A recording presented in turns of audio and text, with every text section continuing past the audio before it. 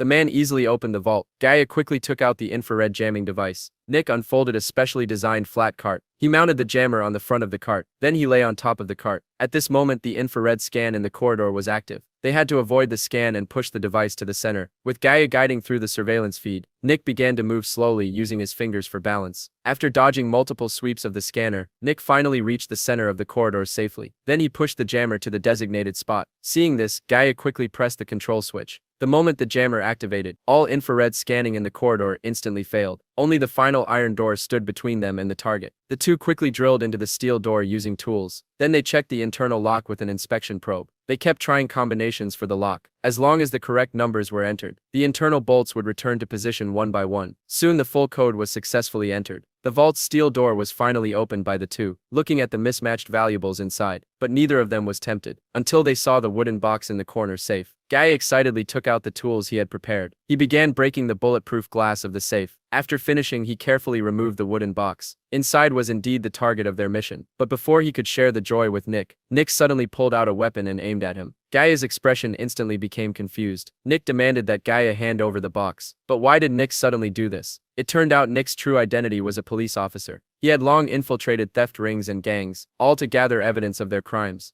Even meeting Gaia was part of his plan. 3 days earlier, he disguised himself as a robber in the subway. He robbed two wealthy men while posing as a robber. At night, Nick went to the black market to fence the stolen goods. Before he could take out the stolen items, a man suddenly appeared behind him. Nick swiftly disarmed the man in an instant. The man turned out to be Gaia, who had warned him on the subway. Gaia is one of the world's top jewel thieves. Because Nick intentionally showed his skills in front of him, Gaia wanted Nick to work with him. He had his eyes on an extremely valuable golden egg, but he couldn't get it alone. Nick's performance on the subway impressed him, so he came early to wait for Nick. Gaia was even the godfather of Nick's girlfriend. Nick then accepted Gaia's invitation, but before they could act, a local gang suddenly kidnapped Nick's girlfriend. They demanded the golden egg in exchange for her release. Nick pointed his gun at Gaia because Gaia never intended to save his girlfriend. He planned to sell the egg on the black market and escape alone. To rescue his girlfriend, he had no choice but to force Gaia to hand over the golden egg. Before leaving, he even alerted his colleagues to arrest Gaia. He then used the golden egg to exchange for his girlfriend, but he was scolded by his superiors for doing so. Exchanging the golden egg for his girlfriend was never part of the operation. The higher-ups had received intel that Gaia was actually behind the kidnapping. He had long discovered Nick's identity as a cop and wanted Nick to hand over the egg himself. When the police prepared to interrogate Gaia, they discovered the man in custody was only a decoy. Gaia had already fled the country on a private jet. Although Nick failed to capture Gaia,